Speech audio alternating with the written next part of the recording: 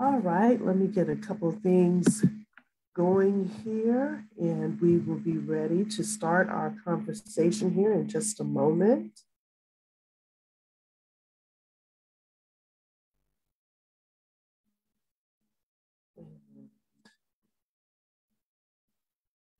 Let me go one other place here.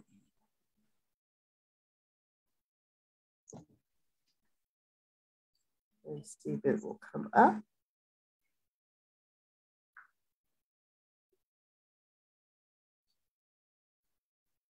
And yes, it is.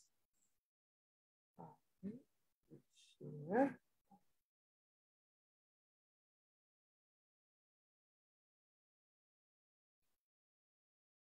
And go. Thank you for hanging in there with me, everybody, as I get ourselves situated here. Good evening, everyone. Welcome to Jones Harwell Journeys with Jones Harwell. I am your host, Jones Harwell, and this evening we have the amazing Genisha Morton that is joining us. She is an entrepreneur, a mother, author, community advocate, a child of God, has an amazing spirit about her. And we're going to have a brief conversation after I give her opportunity to introduce herself. We're going to talk about an upcoming virtual signing that she has. She'll talk about her book and talk about community engagement, why we should still be stewards of looking after our kids and neighbors. Welcome to the show, Janisha. Thank you for having me. I am so excited to be here. As she stated, my name is Genisha Morton. I am in love with my first name. I'm still growing to like my last name. Just pray for me. I am a singer, an author, a coach, and a speaker. And my goal is to reach women who have traumatic pasts and help bring them into a revitalizing future by writing their story their way, whether it's through song, whether it's through a book or poetry or journal. I found writing to be the biggest advocate for my healing from even my own personal traumas. So that's pretty much what I do. Oh, and I am a mommy. My boys are big, but they're still my babies. I don't care how old they are. And I just love them. They're great. You got to meet them. Wonderful, wonderful. So I like the fact that I know we talked at great length last week, and we touched on a lot of the subjects. We talked about basketball. We talked about growing up. We talked about motherhood. Yeah.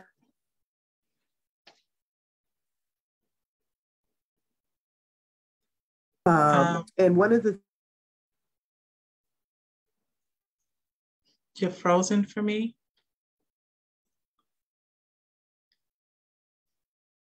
Thing willing to forgive. Oh, am I good? Yes, now. Yes. Okay. All right. So you had a couple things in your talk points. The first was about to be bold. Yes. To be willing to forgive, including yourself. Yes. Exactly. To be truthful, and then be consistent. So let's talk about bold and why that's so important for women in particular.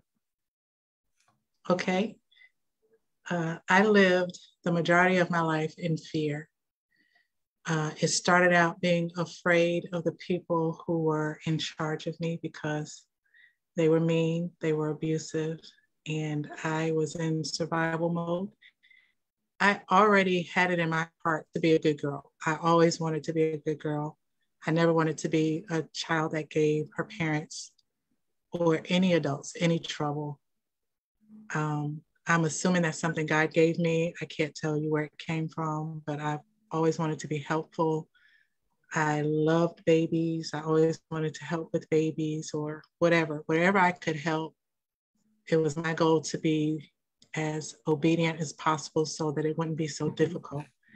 And I have this knack for telling when people are stressed or how they're feeling, so I would try to adjust accordingly. Growing up, I couldn't tell when my dad would be in a good mood, a bad mood, a mediocre mood, whatever. Most of the time it was explosive. And then he would feel bad, and then it would be nice for a while and then go right back to explosive. So I was always on edge. I daydreamed a lot. And I hid in my daydreams because in my daydreams, I wasn't hurt. In my daydreams, I wasn't scared. In my daydreams, I had friends and I was happy and I was safe. So I'm saying be bold, not because you won't feel fear. You will feel it. It will remind you of all the times you tried to stand up for yourself and it failed, or you tried to stand up for yourself and someone else came and took the side of the person who was hurting you. It'll remind you of everything, but you be bold anyway. It wasn't until I stood up for myself, I was shaking and everything, and I looked him in the eye and I said, "Don't touch me." And of course, he's, "Who you talking to?" Right. And I said, "You." At this time, I'm an adult, probably a young adult, new adult, but an adult nonetheless. And I wasn't going to be afraid anymore. I refused. So you can do it afraid. You may even go back and I've relapsed so many times, it's not funny. And it's not just with my dad, it was with people, period. For some reason, they found it better to tease me, to bully me, to make fun of me. And I had to rise up for me because nobody else was protecting me. Teachers would protect the bullies. At church, they would protect the bullies. Some of the teachers and parents participated in the bullying. And I had to stand up for me and say, not anymore. Was I afraid? Yes. But then I thought, I'm always going to be afraid. If I keep backing down, then I'm always going to be in the position where I'm the victim, and I don't want to do that. And it seriously wasn't until I got to college and I pledged an organization called Theta Phi Beta Sorority Incorporated. And I don't know where all this courage came from, but they taught me so much. And guys, even after that, I'm not saying that the fear just disappeared. I still had to struggle with it. I still dealt with it. But I found the more I confronted it, the more that I got bold with it, the more that I said, okay, you're not going to get me again here either, the more I wasn't afraid to do anything. Being on a podcast like this, no, not me. Doing it afraid. Sounds like what? I'm going to do this. Who is going to listen to what I have to say? Exactly. And singing, what I'm going to produce. I can identify with that being bold. Yes. Singing was my favorite thing to do. I would be the first one to grab the mic and get up there and just, and then eventually, the more I did it, the less afraid I was. And part of that was shifting what I thought about, shifting my focus, not wondering about what people would think, but what will God say to me? And then when I became a mom, it's what am I teaching my kids? Am I teaching them to be afraid of everything, or am I going to rise up and tell them how to overcome it despite the fear? And how can I teach them to overcome fear if I'm still hiding behind the 45 that I had, or however many there were? 45 is just a random number. So yeah. I'm still practicing not being afraid and being bold and just showing up for me. And the more I show up for me, you know what God does? He shows up. Like he's been there the whole Exactly. time. Like, it's about time you got here. Been waiting on you Been since waiting for you. Right. my clock stopped working. But you here, you here. It's cool. It's cool. You here. So, so he shows up, and when he shows up, it doesn't matter what anybody says. They can say the sky is purple with some blue dots, and he's gonna be like, whatever. And open so many doors for you. So be bold, take a deep breath, say, God, I trust you, and do it afraid. Whatever that it is, whether it's writing things, speaking up for yourself, saying no more, opening your mouth and telling somebody, he's hurting me, she's hurting me, they're hurting me. Please, the more the devil wants you to keep stuff bottled up, because at that time he'll isolate you and get you to tell yourself you're no good, and get you to tell yourself the world will be better without you, and get you to tell yourself, you know, if you do this, you could kill yourself and it'll be over. And I know I've tried numerous times. Don't listen to that, because it is a trap. He doesn't care anything about you. All he wants is one of God's souls, because he has this attitude about losing his position that he gave away when all he had to do was be grateful. Not my fault. Why do I have to suffer because you messed up? Right. And so yeah, along with that, with being bold to walk in that fear is another aspect, you know, that keeps us sometimes frozen there, is our unwillingness to forgive. Yes. Situations. Yes, and you have to learn that the only way to get past that is you have to forgive, not who did it, not the perpetrator, but you. Because if you can let go of that, all that does is harbor and hurt you. It keeps you stuck. It keeps you stagnated in one place. And there you go. That's that armor that you can't move from. So when I was living in Kentucky, someone gave me the best scenario. And he said, imagine you have a black plastic trash bag, a huge one. And it's filled with all the stuff you own, whether it's from your present, past, whatever. And now you've got that trash bag on your back and you're trying to move forward, but you can't because it's too heavy. And he said, that's what holding on to your past is like. That's what holding on to what he said, he did, she said, she did is like. You're putting all of that into this big plastic bag and you're trying to drag it on your shoulder and you can't move forward. And if you have too many things in the bag, you can't move at all. So one thing I had to learn to do was every day until I really believed it, say, I forgive, and name the people that have hurt me. And for a long time, I forgot to put my name on that list. I didn't put my name on the list. I said everybody else's name and was trying to figure out, why isn't this working? Why do I still feel angry? Why do I still feel guilty? Why do I still feel scared? And it was because I didn't put my name on the list. I needed to forgive me too. And no, not all of it was my fault. There are some instances where I do have to own up to the choices I made. Right. But even for the things that I blame myself for, that, you know, of course, I couldn't have known better. I was a kid, or I just didn't know. I had to forgive myself for that. And that's important because forgiveness is not about the other person getting away with it like I thought. So I'm going to forgive them and they're going to get away with it and nothing's going to happen to them. And that's not fair because I went through all of this because of them. And they live in their life happy and I'm over here miserable. And that's one reason why you should forgive, because they're not even thinking about you anymore. They're living their lives happy and you're the only one holding on to it.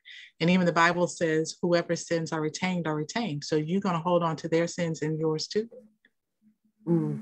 Or are you just going to let go and let God deal with whatever that is and allow him to bless you with what he has for you? And I think one of the things that we have to remember when we say that too is to truly forgive. Just don't mouth it Yes. and then you still holding on to it 10 years later Yeah. or bring But like I said, I had to say it until I up believed it, somebody's face. because it's not overnight. It's not going to happen quickly. I just forgave my dad 2020. Like, I don't have to prove the point no more. I don't really care if people believe me or not. Forgive. Like, just let it go. Let's have fun with whatever time we have left right now. 2020. I forgave me. I'm still working on that, but I started around 2018, maybe a little before 2018.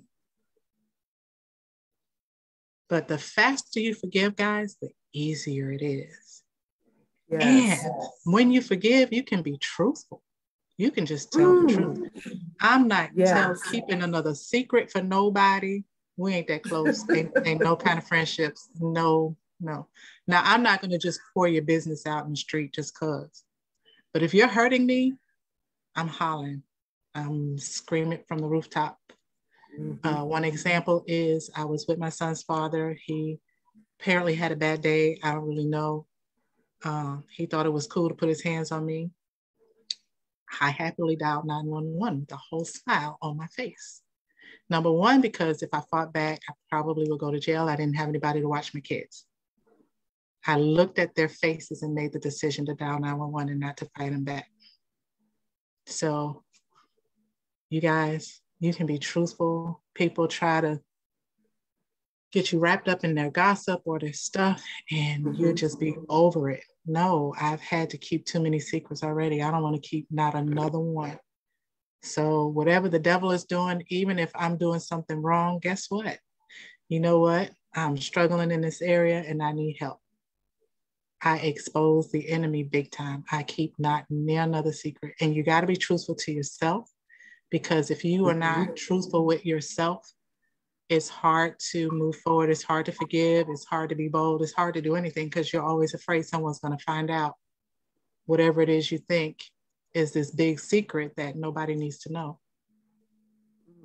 And it's not your business. And this is speaking specifically to people who are abused, whether sexually, mentally, physically, whatever. It is not you and so-and-so's business. When they violate your body, it is everybody's business until they are dealt with. Because that's wrong. Nobody has a right to force you into anything you are not comfortable with. No one has a right to put their hands on you, whether male or female. It is not you and my business. At that time, it becomes public knowledge. And they use that fear and that shame situation to keep us, out of the comfort zone.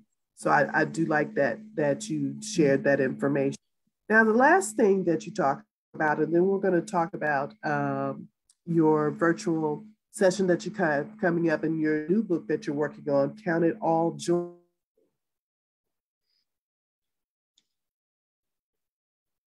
You froze for me again. Is you talk about being consistent in to be consistent in that walk, be consistent in things that bother you, and forgive it and move on and let it go. And then in one thing that we shared together, you talk about be truthful. And one of my mottos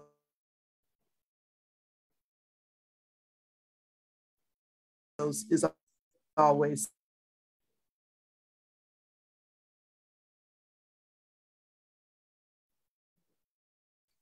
I don't know if you can hear me, but you're freezing for me. Speak my truth. And so, yes. Okay, yeah, I was talking about your last point of being consistent, wrapping it up with how we both, your motto, part of your motto was be truthful, and part of mine is speak my truth. So that was one thing shared similar. And then in doing that, you always, in that consistency, you still have to be brave in being bold. You still have to walk in that speaking and being truthful. You still have to walk in that mode of forgiveness. And all of that I think, does that all of that accumulate to your new book that you're getting ready to come out with, Count It All Joy? Or how did you come up? Yes. Count It All Joy came That from, uh, it came from a conversation that my first lady and I had. I was struggling financially and everything. And she was saying, you know, I know these are hard times, but the Bible says that we have to count it all joy. And of course, at the time, I was like, I don't want to count it all joy. I just want to have somewhere to live. I don't want to count it all joy. I just need a car. I need a job making real money, doing real stuff so I can do real normal stuff. I'm so done with being worried about bills and stuff. And I purposely took 3 days to choose joy regardless, no matter how crazy the day got, no matter what the events of the day were, we were going to count it all joy. Me, myself, and I. And I went to work because I was the only individual. They couldn't find my check, but everybody else got theirs. So I said, today I'm gonna go to work with a smile on my face, whether they find my check or not. And I'm gonna count it joy. Day one, here we go. And it was hard, but I kept smiling. And I was like, okay, I'm still at work. I have a job. When they do get my check, I can eventually pay my rent. It's okay. Breathe. Just do your job. They love the way I work. They like that I'm a hard worker, that I'm always going to do something. I'm not just standing around doing nothing, and they trust me. So I started focusing on the good things of the day. And eventually, the next day, I think they did find it.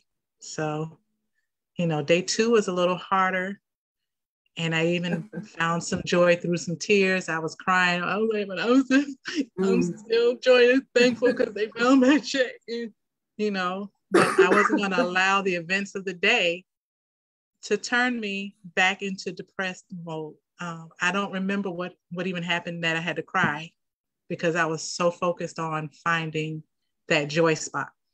That joy. And then and then I realized joy doesn't come when you feel happy. Joy is something you choose regardless of what the emotion is. Say and so around day, joy is that again.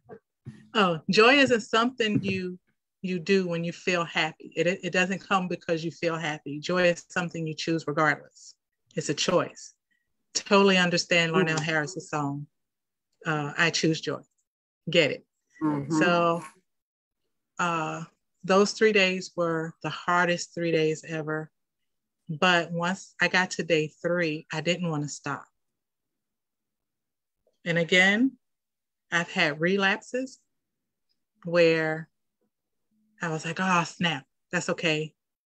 Let's just find joy in this moment and let's do it again. And I just keep doing it that way. I do the best I can to make sure I find joy. Yesterday, I had a lapse. But when I got myself together and dusted myself off, I was like, okay, you fell, you repented, let's find a joy spot. So it's something you have to be consistent with. It's something you have to do all of the time. One of the things that I talk about in Count It All Joy is shift your focus. What are you thinking about? I noticed yesterday, the more I thought about how angry I was about my situation, about how people weren't helpful, about the negativity part of it, the angrier I became and the more depressed I became, and the easier it was for me to go all the way back to old ways. But when I changed the way I was thinking about it, instead of thinking how it's happening to me, but happening for me.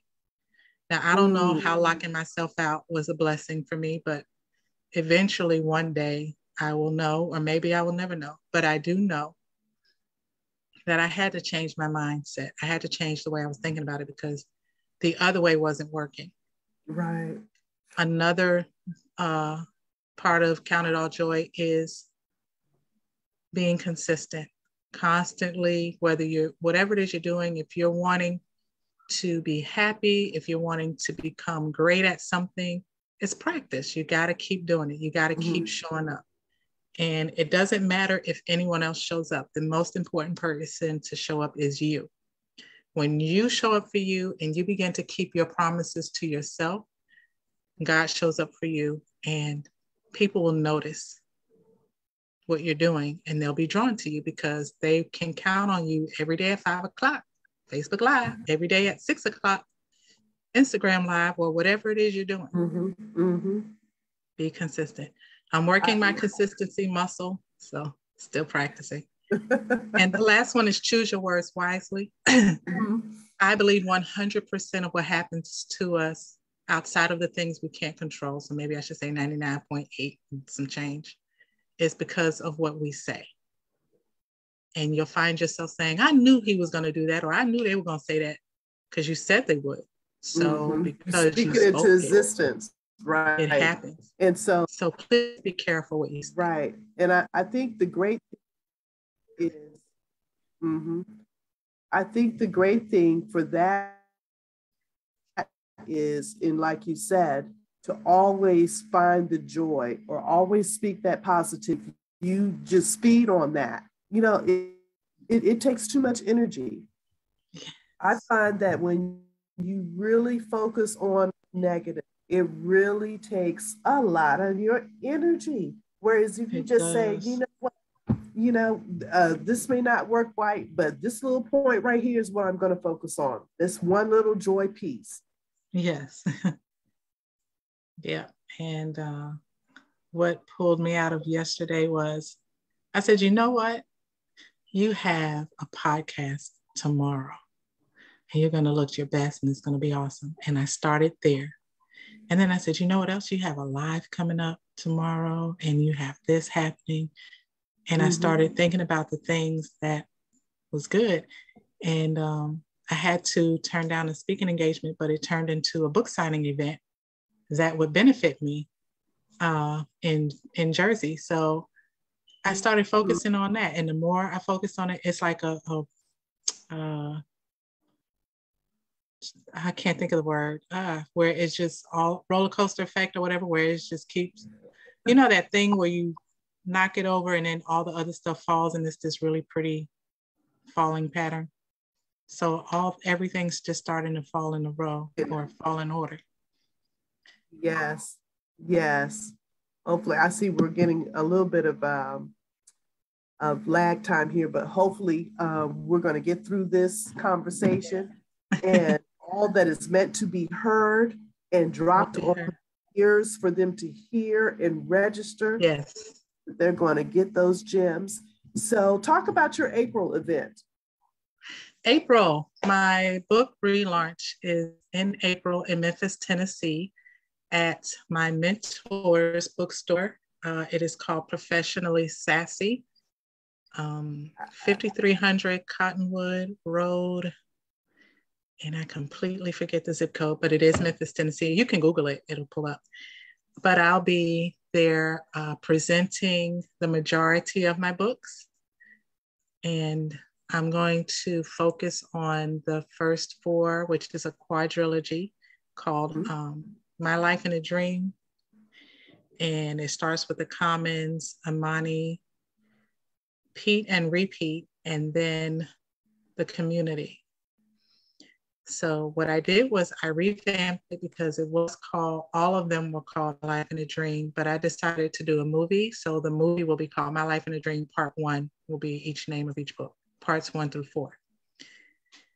And that's how that was changed. But the storyline is so much better. It's just about family secrets, unnecessary family secrets. That thing that, those stuff that, that rug, and you'd be like, why is that big, huge hump under the rug? Yeah. All the family elephant in the room. Yeah. Yeah. So we pull those secrets out in this story and we deal with them. And we even cancel future secret assignments, meaning in the younger generation, you'll see where even one of the little girls is learning how to be what she saw. And that gets nipped in the bud. So it's it gets real. Not everything that happens to everybody is nice. Saved people say words that are not so saved. And I was honest with what the characters gave me in their story. Some of it is based off of what happened to me. For instance, when I talk about Helen, the dream that I had about this story, Helen was somebody I knew in high school who was a bully to me, but she treated me like she knew me and we were friends. So I talk about her in a way where I could put what happened to me between us and not have to really expose too many things at that time. I wasn't ready for it. So the autobiography is on the way. I'm still working towards it. But that was a way for me to talk about the things that took place without really being specific with the who's and stuff. You froze again. And all the what's in, yeah, I see. So before it gets worse, let's wrap this up. I want to make sure that everybody your contact information and where they can purchase your books. And one of the things we didn't talk about is like me, Janisha has a author's moniker, and your moniker is Blue Olive. Yes. And so where can they find Blue Olive, the author? Where can they find her work at? Oh, okay. On Facebook.com/Blue Olive's Corner. On Instagram under author Genisha Morton. You may also see me under Mysterious Blue.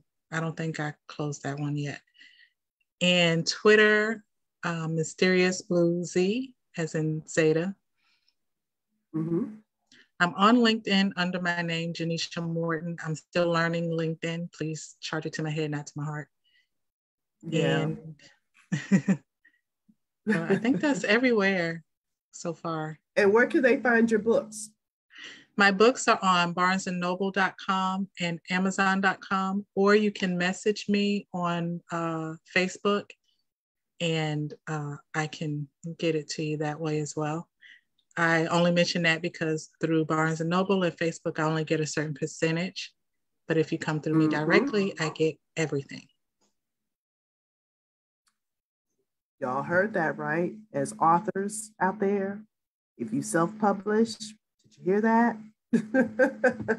But just like, so there are some people that like the convenience of just being able to write and have somebody else, handle it. And, but for those of us that are adventurous, that are truly learning the craft of what it takes to write a book, to do the artwork, to do all the editing, to do the publishing, to put the price on it, and, try to come up with a profit, a little profit, because anywhere that you go, you got to have somebody that's going to print it for you, unless you have a printer in your house, or you go that next step and you're actually, a qualified printer. But it is a lot of work. It does take a lot of work. It's just not the hard hours that our imaginations are at work coming up with these great stories. So we appreciate that anytime that you read our books, you buy our books, just give us a shout out to somebody else. Hey, check the book out. Hey, leave us, a review, because it does go a long way in letting us know that we touched somebody, good, bad, and different, whether you liked it or not. You didn't like one of the characters, you didn't like how the book ended, or you left certain part of the books, but the love, give us that back. And it makes a world of difference for us as authors out here, because we're not crazy. We just have vivid imaginations. Yes. Yes, we do. But also, if you are Janisha, interested, yes. Oh, I'm sorry. I wanted to say, if you Go are ahead. interested in writing your story and you don't know where to get started, or you're not sure, call me. We'll talk. And I can get you from start to finish. Yes, and there's a lot of us out there with that talent, and glad to share it, because not every author is for everybody, but you can always find an accountability partner or somebody who has similar interests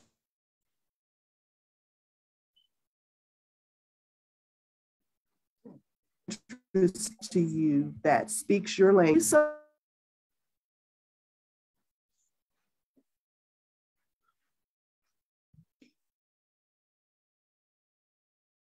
But our guest this evening has been Janisha Morton, AKA Blue Olive, as I know her by. And to follow her on her social medias, you can follow her. Give us the info one more time, Janisha. Okay, on Facebook, it's facebook.com/Blue Olives Corner. On Twitter, it's Mysterious Blue, Z as in Zeta. On Instagram, it's author Janisha Morton. And I forgot the other. LinkedIn, I'm Janisha Morton. LinkedIn under Janisha Morton. And follow her so you can get all the updates on her virtual book launch in April. And the date of that book launch is? It is April 15th. It is not just virtual, it is also in person. In person, if you live in Memphis. Yeah, tickets are on sale. I will be posting those soon. And so grab them while you can, because the space is limited. And due to Corona and her family, we're gonna still wear masks and keep it to where it's not overcrowded. So the VIPs will be from 5 to 6:30. There will be a short break, and then the general will come in until 8:30, and then we all go home. Happy. Okay, all right. And then you can find her books on Amazon, Barnes and Noble, or reach out to her directly. And if you're interested in purchasing, she will make sure you get a copy. And once you get the copy, you guys do the right thing and leave her a review. Thank you. I would appreciate it. Oh, let me know if you contact me. Also, you can let me know if you want me to sign it. Because we live on reviews. Yes. Yes, and autograph too, because you never know. She's turning them into movies, you guys. She's gonna blow up. Say, I got my copy. I knew her when. I got it before she blew up. Or Spike Lee, or my girl, and I'm looking at her face, and that's Shonda Rhimes. Shonda Rhimes, yes. I couldn't think of her name for 2 seconds neither. I was like, I know who she's talking about. Yeah, in the making. And you guys, all that stems from being bold. Yes.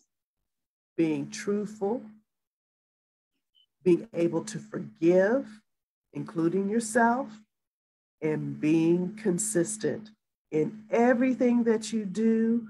Count it all your joy. You guys have a great rest of your evening. I will be back tomorrow evening.